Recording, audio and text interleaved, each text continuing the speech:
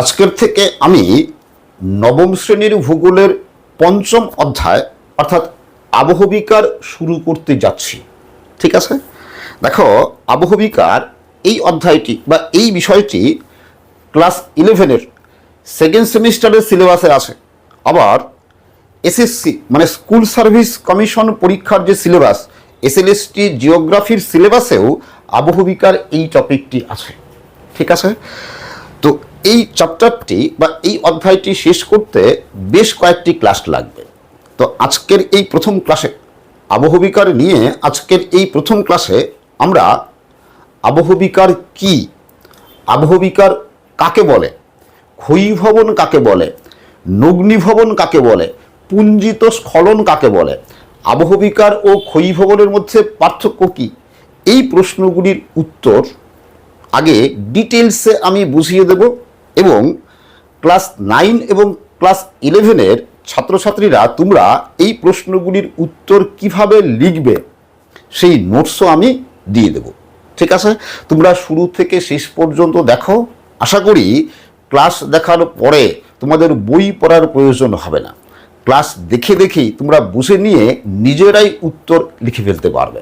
ঠিক আছে, তাহলে চলো আর দেরি না করে এবার আমরা শুরু করি। দেখো আবহবিকার কি বা আবহবিকার কাকে বলে যদি তুমি একদম ভেতর থেকে গভীরে গিয়ে ডিটেলসে বুঝতে চাও, তাহলে এই আবহবিকারের গোড়ার কিছু কথা তোমার জানা থাকতে হবে। ঠিক আছে, তোমরা মনে রাখবে এই আবহবিকার বা ওয়েদারিং এই শব্দটি প্রথম ব্যবহার করেন ভূবিজ্ঞানী জি.কে. গিলবার্ট। খুব ভালো করে মনে রাখবে। ঠিক আছে, এবার গোড়ার কিছু কথা কীরকম দেখো। তোমরা এই ছবিটাতে লক্ষ্য করো, এই যে পাথরগুলো আছে ভূপৃষ্ঠের উপরে, এই যে পাথরগুলো আছে, তো এককভাবে এক একটা পাথরকে বা একটা পাথরকে আমরা ভূগোলের ভাষায় কি বলি? ভূগোলের ভাষায় বলি শিলা, তাই তো? আবার এই ছবিটাতে লক্ষ্য করো যে কঠিন পাথর, দেখো ভূত্বকে ভূপৃষ্ঠের উপরিভাগে বা ভূত্বকে দেখো কঠিন পাথরগুলো কীরকম স্তরে স্তরে সাজানো আছে। তো কঠিন পাথর যখন এরকম স্তরে স্তরে সাজানো থাকে তখন তাকে আমরা শিলাস্তর বলি। কি বলি? শিলাস্তর বলি, তাই তো?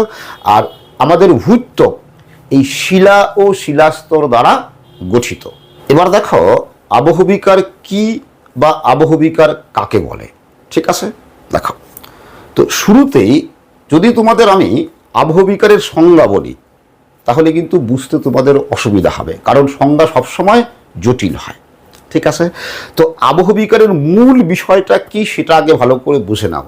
মূল বিষয়টা যদি বুঝে নিতে পারো তাহলে সংজ্ঞা খুব সহজেই মুখস্থ করতে পারবে। ঠিক আছে, তোমরা এই ছবিটায় লক্ষ্য করো, দেখো যদি ভূপৃষ্ঠে এরকম কোনো শিলা বা পাথর দীর্ঘকাল ধরে পড়ে থাকে, মানে হাজার হাজার লক্ষ লক্ষ বছর ধরে পড়ে থাকে, ভূপৃষ্ঠের উপরে পড়ে আসে, তো এরকম পাথর বা শিলা দীর্ঘদিন ধরে ভূপৃষ্ঠের উপর পড়ে থাকলে একসময় এই শিলাটা ঠিক এরকম ছবিতে লক্ষ্য করে এরকম ভেঙে চূর্ণ বিচূর্ণ বা টুকরো টুকরো হয়ে যাবে।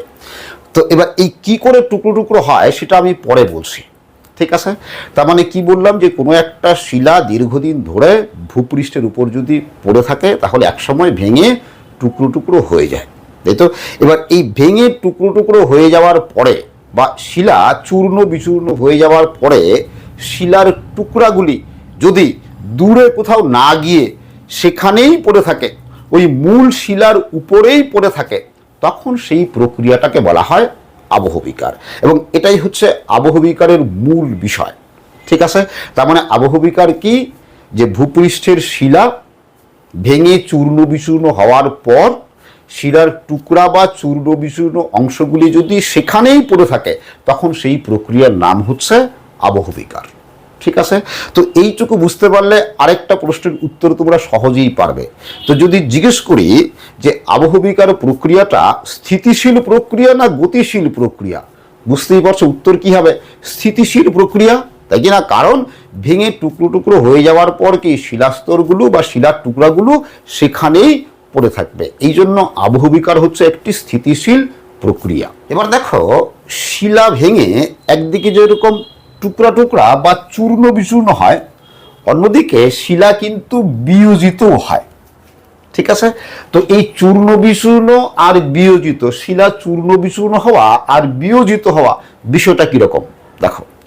মনে করো তুমি দুটা চুনের টুকরা নিলে, চুন, পানের সাথে যে চুন খায় সেরকম চুনের কঠিন টুকরা নিলে, এই মনে করো একটা চুনের টুকরা, এই আরেকটা চুনের টুকরা। এবার এই চুনের টুকরাটাকে তুমি কি করলে, হাতুড়ি দিয়ে আঘাত করে ভাঙলে। কি বলছি, এই চুনের টুকরাটাকে হাতুড়ি দিয়ে আঘাত করে ভাঙলে কি হবে, ভেঙে টুকরা টুকরা চূর্ণ হয়ে যাবে, তাই তো, গুঁড়া গুঁড়া হয়ে যাবে, ভেঙে এরকম গুঁড়া গুঁড়া হয়ে যাবে। তাহলে এই যে গুঁড়া গুঁড়া হয়ে গেল, এটাই হচ্ছে কি চূর্ণ বিচূর্ণ হওয়া। ক্লিয়ার? তাহলে গোটা বড় আস্ত চুনের টুকরাটা ভেঙে গুঁড়া গুঁড়া হয়ে গেল, তো এটাই হচ্ছে চূর্ণ বিচূর্ণ হওয়া। তো শিলা এরকম চূর্ণ বিচূর্ণ হয়। ঠিক আছে, আবার মনে করো এই যে চুনের টুকরাটা কঠিন চুনের টুকরা, এবার এই কঠিন চুনের টুকরাকে তুমি হাতুড়ি দিয়ে আঘাত করে ভাঙলে না, কি করলে, এর মধ্যে তুমি জল ঢেলে দিলে। তাহলে চুনের টুকরাতে জল ঢেলে দিলে, তাহলে এই চুনের টুকরাতে জল ঢেলে দিলে এই চুনের টুকরাটা কি আস্ত থাকবে? থাকবে না, কি হবে, গলে যাবে, তাই তো। গলে গিয়ে কি কাদায় পরিণত, চুনের কাদায় পরিণত হয়ে যাবে, তাই তো। তাহলে এই যে গলে গিয়ে চুনের কাদায় পরিণত হলো, এটা হচ্ছে বিয়োজিত হওয়া। তো শিলা কিন্তু এরকম বিয়োজিত হয়। এবার ক্লিয়ার হলো কোনটা চূর্ণ বিচূর্ণ হওয়া আর কোনটা বিয়োজিত হওয়া। ঠিক আছে, তাহলে শিলা একদিকে ভেঙে চূর্ণ বিচূর্ণ হয়, আবার কি শিলা কিছু কিছু শিলা এরকম বিয়োজিত হয়। এবার দেখো শিলা ভেঙে এই চূর্ণ বিচূর্ণ কিভাবে হয়। ঠিক আছে, দেখো যে আবহাওয়ার বিভিন্ন উপাদানের মাধ্যমে, আর আবহাওয়ার বিভিন্ন উপাদানগুলি কি কি আমরা জানি, তাই তো। আবহাওয়ার বিভিন্ন উপাদান যেমন উষ্ণতা, বৃষ্টিপাত, তুষারপাত, এইসব আবহাওয়ার বিভিন্ন উপাদানের মাধ্যমে শিলা ভেঙে চূর্ণ বিচূর্ণ হয়। তো উষ্ণতার তারতম্যের মাধ্যমে শিলা ভেঙে চূর্ণ বিচূর্ণ হয়, বৃষ্টিপাতের মাধ্যমে শিলা ভেঙে চূর্ণ বিচূর্ণ হয়, তুষারপাতের মাধ্যমেও শিলা ভেঙে চূর্ণ বিচূর্ণ হয়। ঠিক আছে, তো এই যে শিলা ভেঙে চূর্ণ বিচূর্ণ হয় উষ্ণতা, বৃষ্টিপাত, তুষারপাতের মাধ্যমে, এটা কিন্তু 1-2 দিনে হয় না, কয়েকশো বছর, হাজার হাজার বছর ধরে এই উষ্ণতার জন্য বা বৃষ্টিপাতের জন্য বা তুষারপাতের জন্য শিলাস্তর ভেঙে চূর্ণ বিচূর্ণ হতে পারে। ঠিক আছে, তো কিভাবে হয়, উষ্ণতার জন্য কিভাবে হয়, তুষারপাতের জন্য কিভাবে হয়, বৃষ্টিপাতের জন্য কিভাবে হয়, সেগুলো আমি পরে বলবো। ঠিক আছে, এইটুকু মনে রাখো যে আবহাওয়ার বিভিন্ন উপাদানের মাধ্যমে, অর্থাৎ উষ্ণতা, বৃষ্টিপাত, তুষারপাতের মাধ্যমে শিলা ভেঙে চূর্ণ বিচূর্ণ হয়। ঠিক আছে, আবার উদ্ভিদের দ্বারাও শিলা ভেঙে চূর্ণ বিচূর্ণ হয়। তোমরা ছবিতে লক্ষ্য করো, উদ্ভিদের শিকড় শিলা বা পাথরে প্রবেশ করে শিলাস্তরকে ফাটিয়ে দেয়, তাই তো। ফলে উদ্ভিদের মাধ্যমেও শিলা ভেঙে চূর্ণ বিচূর্ণ হয়। আবার এই জীবজন্তুর মাধ্যমেও হয়। কিছু জীবজন্তু আছে যারা শিলাস্তরে গর্ত করে বসবাস করে, তারা গর্ত তৈরি করার সময় শিলাস্তর ভেঙে চূর্ণ বিচূর্ণ করে। ঠিক আছে, আবার মানুষের বিভিন্ন কার্যকলাপের জন্য শিলা ভেঙে চূর্ণ বিচূর্ণ হয়। যেমন ধরো মানুষ যখন খনি খনন করে বা পাহাড়ি অঞ্চলে যখন রাস্তাঘাট তৈরি করে, তখন শিলাস্তরকে ভাঙে, বোম ব্লাস্ট করে শিলাস্তরকে ভেঙে চূর্ণ বিচূর্ণ করে। তোমরা ছবিতে লক্ষ্য করো, এরকম ভেঙে চূর্ণ বিচূর্ণ করে। ঠিক আছে, আবার দেখো এই কিছু কিছু শিলা আছে যে বৃষ্টির জল পেলে রাসায়নিক বিক্রিয়া ঘটে, বৃষ্টির জলের সাহায্যে রাসায়নিক বিক্রিয়া ঘটে কিছু কিছু শিলায়, যেমন চুনাপাথর, ডোলোমাইট, চক, জিপসাম, এইসব শিলায় রাসায়নিক বিক্রিয়া ঘটে শিলা বিয়োজিত হয়ে যায়। ঠিক আছে, তো এই যে শিলা চূর্ণ বিচূর্ণ এবং বিয়োজিত হচ্ছে, এইসব প্রক্রিয়ার মাধ্যমে হচ্ছে। এর মধ্যে মনে রাখবে সবচেয়ে বেশি শিলা ভেঙে চূর্ণ বিচূর্ণ হয় এই আবহাওয়ার বিভিন্ন উপাদানের মাধ্যমে, অর্থাৎ উষ্ণতা, বৃষ্টিপাত, তুষারপাত, এইসব আবহাওয়ার বিভিন্ন উপাদানের মাধ্যমেই ভূপৃষ্ঠের বেশিরভাগ শিলা ভেঙে চূর্ণ বিচূর্ণ হয়েছে বা ভেঙে চূর্ণ বিচূর্ণ হয়। আর এই জন্যই এই প্রক্রিয়াটার নাম হচ্ছে আবহবিকার। বুঝতেই পারছো, এই আবহবিকার, এই শব্দটা একটা হচ্ছে আবহাওয়া একটা শব্দ, আর হচ্ছে বিকার আরেকটা শব্দ, এই দুটো শব্দের মিলনে তৈরি। তাহলে আবহাওয়ার বিভিন্ন উপাদানের মাধ্যমে, তাই তো, শিলা ভেঙে চূর্ণ বিচূর্ণ হয়, এই জন্য আবহাওয়া। আর বিকার মানে কি বলতো? বিকার মানে বিকৃত হওয়া। তো শিলাটা কি হয়? আবহাওয়ার বিভিন্ন উপাদানের মাধ্যমে ভেঙে চূর্ণ বিচূর্ণ হয়ে যায় বা বিকৃত হয়ে যায়, এই জন্য এই প্রক্রিয়াটার নাম আবহবিকার। তাহলে দেখো যে এইসব প্রক্রিয়ার মাধ্যমে শিলা চূর্ণ বিচূর্ণ হয়ে ও বিয়োজিত হয়ে যদি সেই স্থানেই পড়ে থাকে বা মূল শিলার উপরেই পড়ে থাকে, তখন সেই প্রক্রিয়াকে আবহবিকার বলে। ঠিক আছে? তাহলে এবার তোমরা খুব সহজেই আবহবিকার কাকে বলে বা আবহবিকারের সংজ্ঞা কি খুব সহজেই লিখতে পারবে। ঠিক আছে? কিরকম বলা যায় বলো তো?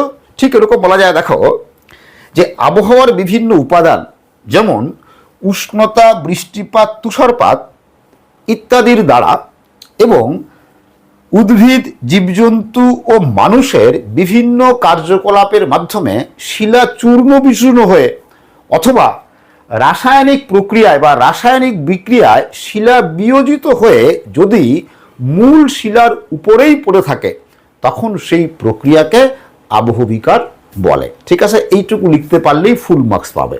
ঠিক আছে? তো কিভাবে গুছিয়ে লিখবে এবার দেখে নাও। প্রশ্ন, আবহবিকার কাকে বলে? মার্কস 2 মার্কসের প্রশ্ন। এর উত্তর তোমরা কি লিখবে দেখো। আবহাওয়ার বিভিন্ন উপাদান যেমন উষ্ণতা, বৃষ্টিপাত, তুষারপাত ইত্যাদির দ্বারা এবং উদ্ভিদ, জীবজন্তু ও মানুষের বিভিন্ন কার্যকলাপের মাধ্যমে ভূপৃষ্ঠের শিলাস্তর ভেঙে চূর্ণ বিচূর্ণ হয়ে অথবা রাসায়নিক প্রক্রিয়ায় শিলা বিয়োজিত হয়ে যদি মূল শিলার উপরেই পড়ে থাকে, তখন এই প্রক্রিয়াকে আবহবিকার বলে। আবহবিকার প্রক্রিয়ায় শিলাসমূহ চূর্ণ বিচূর্ণ ও বিয়োজিত হওয়ায় একে বিচূর্ণীভবনও বলে। এবার দেখো, তোমাদের আমি আগেই বলেছিলাম যে ভূত্বকে যখন কঠিন পাথরগুলো ঠিক এরকম স্তরে স্তরে থাকে, তখন তাকে কি শিলাস্তর বলে। ঠিক আছে? এবার তোমরা বোর্ডে লক্ষ্য করো, দেখো মনে করো এটা ভূত্বকের উপরি অংশ, ভূপৃষ্ঠ। ঠিক আছে? আর এ একটা শিলাস্তর, বি একটা শিলাস্তর, সি একটা শিলাস্তর। ক্লিয়ার? এবার যদি বলি যে এ, বি, সি এই তিনটা শিলাস্তরের মধ্যে আবহবিকার ঘটবে কোন শিলাস্তরে? অবশ্যই কি উপরের শিলাস্তরে, তাই তো? তো উপরের শিলাস্তরে কি ঘটবে? উপরের শিলাস্তর ভেঙে চূর্ণ বিচূর্ণ হয়ে যদি সেখানেই পড়ে থাকে, তাহলে উপরের শিলাস্তরটা মনে করো ভেঙে চূর্ণ বিচূর্ণ হলো, হয়ে সেখানেই পড়ে থাকলো। ঠিক আছে? তাহলে সেই প্রক্রিয়ার নাম কি? সেই প্রক্রিয়াটাই হচ্ছে আবহবিকার, তাই তো? তাহলে আবহবিকারের ফলে কি হয়? এই ভূপৃষ্ঠের যে উপরের শিলাস্তর ভেঙে চূর্ণ বিচূর্ণ হয়, শিলাচূর্ণের সৃষ্টি হয় এবং সেই শিলাচূর্ণগুলো কি হয়?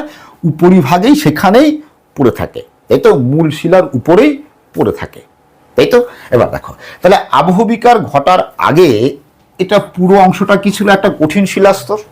এবার আবহবিকার ঘটার পরে কি হলো? এই কঠিন শিলাস্তরটা ভেঙে চূর্ণ বিচূর্ণ হয়ে গেল। তাহলে এবার আমরা ভূপৃষ্ঠের উপরিভাগে যেখানে আগে কঠিন শিলাস্তর দেখতাম, সেখানে কি দেখব? সেখানে দেখব যে শিলাচূর্ণের নুড়ি, কাঁকড়, বালি শিলাচূর্ণের একটা আস্তরণ তৈরি হয়ে আছে দেখব। ঠিক এরকম ছবিতে লক্ষ্য করো, ঠিক এরকম আস্তরণ তৈরি হয়ে থাকে। ঠিক আছে?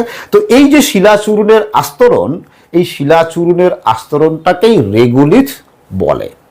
ক্লিয়ার? কি বলছি? এই শিলাচূর্ণের আস্তরণটাকেই রেগুলিথ বলে। তাহলে প্রশ্ন এরকম হতে পারে যে আবহবিকারের ফলে শিলাচূর্ণ ভূপৃষ্ঠের উপরিভাগে যে আস্তরণ সৃষ্টি করে তাকে কি বলে? উত্তর কি হবে? রেগুলিথ বলে। ঠিক আছে? আবার প্রশ্ন হতে পারে রেগুলিথ কাকে বলে? 1 নম্বর বা 2 নম্বরের প্রশ্ন হতে পারে। সেক্ষেত্রে তোমরা কি লিখবে? উত্তর কিভাবে লিখবে দেখো, তোমরা লিখবে যে আবহবিকারের ফলে সৃষ্ট শিলাচূর্ণ ভূপৃষ্ঠের উপরিভাগে যে শিথিল বা আলগা ভূ আস্তরণ সৃষ্টি করে তাকে রেগুলিথ বলে। এটা তোমরা খাতায় লিখে নিও। মনে রাখবে এই রেগুলিথের থেকেই পরবর্তীকালে মৃত্তিকার সৃষ্টি হয়। তাহলে শিলা ভেঙে শিলা চূর্ণ বিচূর্ণ হয়ে কি রেগুলিথের সৃষ্টি হয় এবং রেগুলিথের থেকেই পরবর্তীকালে মৃত্তিকার সৃষ্টি হয়। এবার দেখো এই ক্ষয়ীভবন কি? দেখো, তাহলে আমরা কি জানলাম? আবহবিকার প্রক্রিয়ায় কি ঘটে? যে শিলাস্তর ভেঙে চূর্ণ বিচূর্ণ হয় এবং কি সেখানেই পড়ে থাকে, তাই তো? তার মানে এই শিলাস্তর ভেঙে চূর্ণ বিচূর্ণ হয়ে এখানেই পড়ে আসে, তার মানে এটা আবহবিকার ঘটলো। ঠিক আছে, এবার যদি এরকম হয় যে শিলাস্তর ভেঙে প্রথমে চূর্ণ বিচূর্ণ হলো, এবার ওই চূর্ণ বিচূর্ণ অংশগুলি এখানে পড়ে না থেকে, যেখানে ভাঙলো সেখানে না থেকে যদি সেখান থেকে দূরে কোথাও স্থানান্তরিত হয় বা অপসারিত হয়। এবার প্রশ্ন হলো দূরে স্থানান্তরিত বা অপসারিত হবে কিভাবে? দেখো, তো এই শিলাচূর্ণগুলো দূরে স্থানান্তরিত হতে পারে কিসের মাধ্যমে বলতো? মনে করো বৃষ্টি হলো, বৃষ্টির জল বা নদীর মাধ্যমে দূরে স্থানান্তরিত হয়ে চলে যেতে পারে। হিমবাহের বরফ স্তূপের মাধ্যমে দূরে স্থানান্তরিত হয়ে চলে যেতে পারে। কিছু ক্ষেত্রে বায়ু প্রবাহ, খুব জোরে বাতাস প্রবাহিত হলে সেই বাতাসও এখান থেকে ধুলোবালি শিলাচূর্ণ উড়িয়ে নিয়ে যেতে পারে। আবার সমুদ্রের তীরে হলে সমুদ্রের ঢেউ এরকম শিলাচূর্ণ দূরে সরিয়ে নিয়ে যেতে পারে। ঠিক আছে, তো যদি আবহবিকারের ফলে যে শিলাচূর্ণের সৃষ্টি হচ্ছে, যদি সেগুলো সেখানে পড়ে না থেকে দূরে স্থানান্তরিত হয় বা দূরে কোথাও অপসারিত হয়, এই দূরে অপসারিত হওয়া মানেই যেখান থেকে অপসারিত হলো, মানে এখান থেকে অপসারিত হলো, তাই তো? এখান থেকে অপসারিত হয়ে গেল বা দূরে সরে গেল, ফলে এই জায়গাটা কি, এই জায়গাটার ক্ষয় হয়ে গেল, তাই তো? এই জন্য এই প্রক্রিয়াটাকেই বলা হয় ক্ষয়ী ভবন। তার মানে এক কথায় কি, সহজ কথায় কি, শিলাচূর্ণ বিচূর্ণ হওয়ার পর যদি সেখানেই পড়ে থাকে তখন তার নাম আবহবিকার, আর যদি দূরে সরে যায়, তাই তো, বা দূরে অপসারিত হয়, তখন তাকে বলা হয় ক্ষয়ী ভবন। আর দূরে সরিয়ে নিয়ে যাওয়ার কাজটা কে করবে?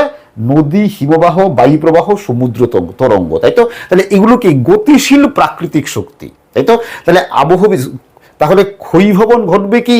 এই গতিশীল প্রাকৃতিক শক্তির দ্বারা ক্ষয়ী ভবন ঘটবে, তাই তো? তার মানে ক্ষয়ী ভবন আমরা কি বলতে পারি? যে ক্ষয়ী ভবন সমান সমান আবহবিকার প্লাস অপসারণ, তাই তো? আবহবিকার হওয়ার পর যদি সেখান থেকে অপসারিত হয় তখন সেই প্রক্রিয়াটাকেই বলা হয় ক্ষয়ী ভবন। এবার দেখো, এই পুঞ্জিত স্খলন বা মাস ওয়াস্টিং কাকে বলে, বা পুঞ্জিত স্খলন বা মাস ওয়াস্টিং কি? ঠিক আছে, দেখো তাহলে আমরা আবহবিকারের ক্ষেত্রে কি দেখলাম? যে শিলাস্তর ভেঙে চূর্ণ বিচূর্ণ হয়ে সেখানেই পড়ে থাকবে। ক্ষয়ী ভবনের ক্ষেত্রে কি দেখলাম? এই শিলাচূর্ণগুলো দূরে অপসারিত হবে, তাই তো? দূরে সরে যাবে। কে কে দূরে সরিয়ে নিয়ে যাবে? নদী, হিমবাহ, বায়ুপ্রবাহ, সমুদ্র তরঙ্গ, তাই তো?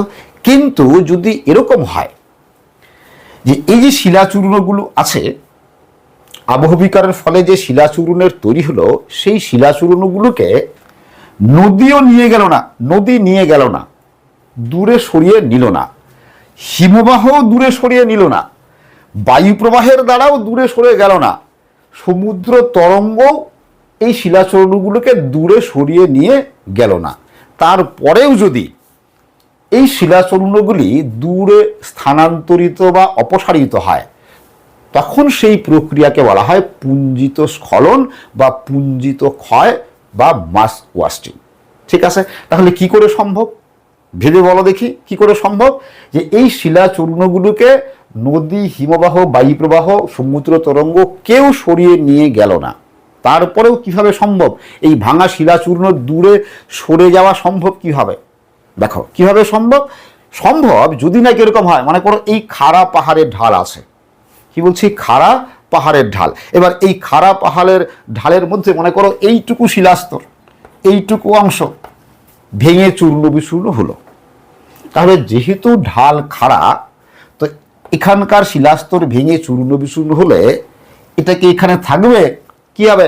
খাড়া ঢালের জন্য কি মাধ্যাকর্ষণ শক্তির টানে নিচে গড়িয়ে পড়বে, তাই কি না? তাহলে এই শিলাচূর্ণগুলো তার নিজের জায়গায় না থেকে কি হবে? নিচে গড়িয়ে পড়বে, তাই তো? তাহলে এক্ষেত্রে কিন্তু এই নদী, হিমবাহ, বায়ুপ্রবাহ, সমুদ্র তরঙ্গ কারোরই প্রয়োজন হচ্ছে না, তাই কি না? তো এই এক্ষেত্রে দূরে সরে যাচ্ছে কেন?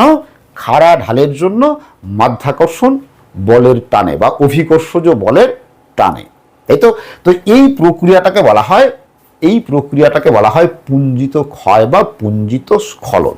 ঠিক আছে, যেমন পাহাড়ের ধস নামা, তাহলে পাহাড়ের ধসটা হচ্ছে পুঞ্জিত ক্ষয় বা পুঞ্জিত স্খলন। ক্লিয়ার? তাহলে পুঞ্জিত স্খলন কেন ঘটবে? পুঞ্জিত স্খলন অভিকর্ষজ বলে বা অভিকর্ষজ বলের টানে পাহাড়ের খাড়া ঢালে ঘটবে। ঠিক আছে, এবার দেখো এই ক্ষয়ীভবন এবং পুঞ্জিত স্খলন এই দুটা প্রশ্নের উত্তর তোমরা কিভাবে গুছিয়ে লিখবে। দেখো প্রশ্ন, ক্ষয়ীভবন কাকে বলে, এর উত্তরে তোমরা কি লিখবে? দেখো, আবহবিকারের ফলে সৃষ্ট শিলাচূর্ণ, নদী, হিমবাহ, বায়ুপ্রবাহ, সমুদ্র তরঙ্গ ইত্যাদি গতিশীল প্রাকৃতিক শক্তির দ্বারা এক স্থান থেকে অন্যত্র অপসারিত হলে ভূপৃষ্ঠ ক্ষয়প্রাপ্ত হয়, একে ক্ষয়ীভবন বলে। সুতরাং ক্ষয়ীভবন সমান সমান আবহবিকার প্লাস অপসারণ। পরের প্রশ্ন দেখো, পুঞ্জিত স্খলন কাকে বলে, কি লিখবে? দেখো, আবহবিকারের ফলে সৃষ্ট শিলাচূর্ণ অভিকর্ষজ বলের টানে ভূমির ঢাল বরাবর ধীর বা দ্রুত গতিতে এক স্থান থেকে অন্যত্র স্থানান্তরিত হলে তাকে পুঞ্জিত স্খলন বলে, যেমন পাহাড়ের ধস। তবে তোমরা এক্ষেত্রে মনে রাখবে, ক্ষয়ীভবনের ফলে শিলাচূর্ণ বা চূর্ণ বিচূর্ণ অংশ বহু দূরে স্থানান্তরিত হয়, কিন্তু পুঞ্জিত স্খলনে কিন্তু খুব বেশি দূরে স্থানান্তরিত হয় না। এবার দেখো, এই নগ্নীভবন বা নির্মোচন কাকে বলে।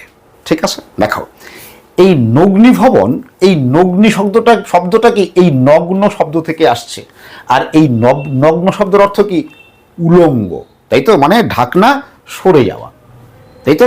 দেখো কিরকম, তো মনে করো এটা ভূপৃষ্ঠের উপরের শিলাস্তর, এটা ভূপৃষ্ঠ, এটা এ শিলাস্তর, তার নিচে আছে বি শিলাস্তর, তার নিচে আছে সি শিলাস্তর। তাহলে এই বি শিলাস্তরকে কে ঢেকে আছে? কি এ শিলাস্তর ঢেকে আছে, তাই তো। এ শিলাস্তর বি শিলাস্তরকে ঢেকে রাখছে, তাই তো। এবার মনে করো এ শিলাস্তরে আবহবিকার ঘটলো, মানে শিলা ভেঙে চূর্ণ বিচূর্ণ হলো, তাই তো। তাহলে যেহেতু আবহবিকার ঘটলো, ফলে কি শিলাচূর্ণগুলো সেখানেই পড়ে থাকবে, তাই তো। তার মানে এই শিলাচূর্ণগুলো বি শিলাস্তরের উপরেই কি পড়ে আছে, বা বি শিলাস্তরকে শিলাচূর্ণগুলো ঢেকে রাখবে, তাই তো। কিন্তু এই আবহবিকার ঘটার পরে যদি এখানে ক্ষয়ীভবন ঘটে, তার মানে এই উপরের যে এই শিলাচূর্ণগুলো আছে এগুলো কি হবে? দূরে সরে যাবে, তাই তো, দূরে সরে যাবে। তাহলে উপরে শিলাস্তর দূরে সরে যাওয়া মানে ক্ষয়ীভবন ঘটলো। এবার উপরে শিলাস্তর যখন দূরে সরে যাবে, তখন কি হবে? এই যে নিচের এই যে বি শিলাস্তরটা ছিল, সেটা কি ভূপৃষ্ঠে বেরিয়ে আসবে, তাই তো, ভূপৃষ্ঠে উন্মুক্ত হয়ে যাবে। তাহলে এই বি শিলাস্তরটা আগে কি এ শিলাস্তর দিয়ে ঢাকা ছিল, এবার কি হলো? উলঙ্গ হয়ে গেল, নগ্ন হয়ে গেল, তাই তো। তো এটাকেই বলা হয় নগ্নী ভবন, তাই তো। তাহলে নগ্নী ভবন কিভাবে হবে? যদি আবহবিকার ঘটার পর সেখানে ক্ষয়ীভবন ঘটে, আগে আবহবিকার ঘটলো, এবার আবহবিকার ঘটার পর যদি সেখানে ক্ষয়ীভবন ঘটে, তাহলে কি হবে? তাহলে নিচের শিলাস্তরটা কি ভূপৃষ্ঠের উপরে বা ভূপৃষ্ঠে বেরিয়ে আসবে বা ভূপৃষ্ঠে উন্মুক্ত হবে। তো এই উন্মুক্ত হওয়ার প্রক্রিয়াটাকে বলা হয় নগ্নী ভবন। এবার যদি তোমাদের জিজ্ঞেস করি যে আবহবিকার প্রক্রিয়াতে কি নিচের শিলাস্তর ভূপৃষ্ঠে বেরিয়ে আসবে, কি ভূপৃষ্ঠে উন্মুক্ত হবে? আবহবিকার প্রক্রিয়ায় নিচের শিলাস্তর ভূপৃষ্ঠে উন্মুক্ত হবে না বা ভূপৃষ্ঠে বেরিয়ে আসবে না, তাই তো। কিন্তু ক্ষয়ীভবন প্রক্রিয়াতে কি হবে? নিচের শিলাস্তর ভূপৃষ্ঠে বেরিয়ে আসবে, তাই তো, বা ভূপৃষ্ঠে উন্মুক্ত হবে, তাই তো। তাহলে আবহবিকার ও ক্ষয়ীভবনের মধ্যে এটা একটা গুরুত্বপূর্ণ পার্থক্য লেখার সময় কিন্তু এই পয়েন্টটা লিখতে হবে। এরপর দেখো, এই মনে করো কোনো একটা খাড়া পাহাড়ের ঢাল, এটা উপরের শিলাস্তর এ শিলাস্তর, তার নিচে আছে বি শিলাস্তর, তার নিচে আছে সি শিলাস্তর, ঠিক আছে। তো খাড়া ঢালের এই যে উপরের শিলাস্তর, যদি উপরের শিলাস্তরে মানে এই যে এ শিলাস্তরে আবহবিকার ঘটে, মানে ভেঙে যদি চূর্ণ বিচূর্ণ হয়, তাহলে উপরের শিলাস্তর ভেঙে চূর্ণ বিচূর্ণ হলে এই চূর্ণ বিচূর্ণ অংশগুলো সেখানে থাকবে না, তাই কি না? কেন? খাড়া ঢাল যেহেতু, ফলে কি হবে? গড়িয়ে নিচে পড়ে যাবে, তাই তো। কি ঘটবে? পুঞ্জিত স্খলন ঘটবে। তো এবার পুঞ্জিত স্খলন ঘটলেও কি হবে? এই নিচের শিলাস্তর বি শিলাস্তরটা কি ভূপৃষ্ঠে বেরিয়ে আসবে, তাই তো? তার মানে কি নগ্নি ভবন ঘটবে, তাই তো? তার মানে এই পুঞ্জিত স্খলন হলেও কিন্তু কোনো স্থানে পুঞ্জিত স্খলন ঘটলেও কি নগ্নি ভবন ঘটবে, তাই তো? তাহলে আমরা কি বলতে পারি দেখো, যে নগ্নি ভবন সমান সমান আবহবিকার প্লাস ক্ষয়ীভবন। মানে কোনো এক জায়গায় আবহবিকার ঘটার পর যদি সেখানে ক্ষয়ীভবন ঘটে তাহলে নিচের শিলাস্তর বেরিয়ে আসবে। আবার এটাও লিখতে পারি নগ্নিভবন সমান সমান আবহবিকার প্লাস পুঞ্জিত স্খলন। মানে কোনো একটা স্থানে আবহবিকার ঘটার পর যদি সেখানে পুঞ্জিত স্খলন ঘটে তাহলেও নিচের শিলাস্তর ভূপৃষ্ঠে উন্মুক্ত হবে, তাই তো? আবার লিখতে পারি দেখো, যে নগ্নিভবন সমান সমান আবহবিকার প্লাস ক্ষয়ীভবন প্লাস পুঞ্জিত স্খলন। এই তিনটাও যদি ঘটে, আবহবিকার ঘটার পরে যদি ক্ষয়ীভবন পুঞ্জিত স্খলন ঘটে তাহলেও নিচের শিলাস্তর ভূপৃষ্ঠে বেরিয়ে আসবে, তাই তো? ফলে নগ্নিভবন ঘটবে। ওকে, তো এই নগ্নিভবন কাকে বলে এর উত্তর তোমরা কিভাবে লিখবে দেখো। প্রশ্ন, নগ্নিভবন বা নির্মোচন কাকে বলে, এর উত্তর তোমরা কি লিখবে দেখো। আবহবিকারের ফলে শিলা চূর্ণ বিচূর্ণ ও বিয়োজিত হয়ে সেই স্থানেই পড়ে থাকে এবং ক্ষয়ীভবন ও পুঞ্জিত স্খলনের ফলে শিলাচূর্ণ অপসারিত হয়। তাই কোনো স্থানে আবহবিকারের পরে ক্ষয়ীভবন ঘটলে বা আবহবিকারের পরে পুঞ্জিত স্খলন ঘটলে সেখানকার মূল শিলার ভেতরের অংশ ভূপৃষ্ঠে উন্মুক্ত হয়ে পড়ে। একেই নগ্নিভবন বা নির্মোচন বলে। অর্থাৎ নগ্নিভবন সমান সমান আবহবিকার প্লাস ক্ষয়ীভবন, নগ্নিভবন সমান সমান আবহবিকার প্লাস পুঞ্জিত স্খলন, নগ্নিভবন সমান সমান আবহবিকার প্লাস ক্ষয়ীভবন প্লাস পুঞ্জিত স্খলন। এবার দেখো আবহবিকার ও ক্ষয়ীভবনের মধ্যে পার্থক্য কি, এটা কিন্তু খুবই ইম্পর্টেন্ট, পরীক্ষাতে 3 মার্কসের প্রশ্ন আসতে পারে, ঠিক আছে? তো যদি তোমরা এইটুকু বুঝে থাকো তাহলে তোমরা নিজেরাই আবহবিকার ও ক্ষয়ীভবনের পার্থক্য বানিয়ে লিখতে পারবে, তাই কি না? তবুও আমি গুছিয়ে দিচ্ছি কিভাবে লিখবে দেখো। তো 3 মার্কসের পার্থক্যের জন্য ওরকম 3টা ভাগ করবে। আগে বাদিকে লিখবে বিষয়, মাঝখানে আবহবিকার, ডান দিকে ক্ষয়ীভবন। ওকে, তো বিষয়ে প্রথমে হেডিং করবে সংজ্ঞা। এবার আবহবিকারে কি লিখবে দেখো, শিলাস্তর চূর্ণ বিচূর্ণ অথবা বিয়োজিত হয়ে নিজ স্থানে পড়ে থাকলে তাকে আবহবিকার বলে।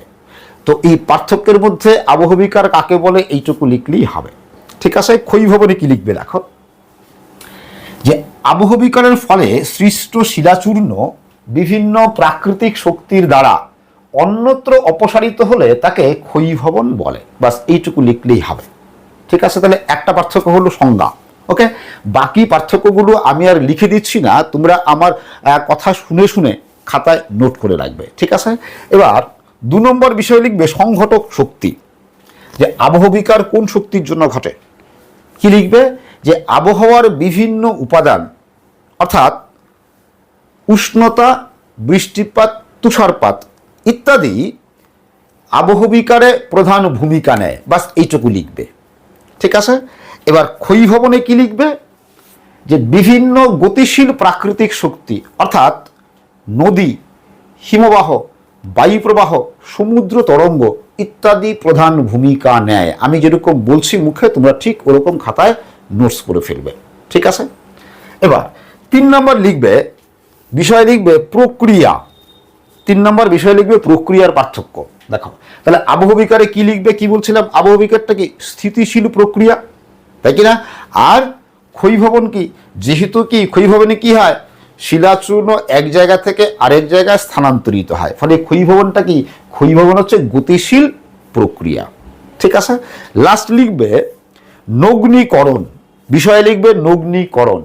আবহবিকারে কি লিখবে, যে আবহবিকার প্রক্রিয়ায় নিচের শিলাস্তর ভূপৃষ্ঠে বেরিয়ে আসে না, জাস্ট এইটুকু লিখবে। বা আবহবিকার প্রক্রিয়ায় নিচের শিলাস্তর ভূপৃষ্ঠে উন্মুক্ত হয় না, ঠিক আছে? আর ক্ষয়ীভবনে কি লিখবে, ক্ষয়ীভবনে লিখবে যে ক্ষয়ীভবনে নিচের শিলাস্তর ভূপৃষ্ঠে উন্মুক্ত হয়ে পড়ে। তো যদি এই 4টা পার্থক্য তোমরা লিখতে পারো তাহলে একদম 3-এ 3 পাবে। তো আশা করি তোমরা বুঝতে পেরেছো। আজকের ক্লাস আমি এখানেই শেষ করছি। তোমরা সবাই ভালো থাকবে, সুস্থ থাকবে। আবার দেখা হবে পরের ক্লাসে।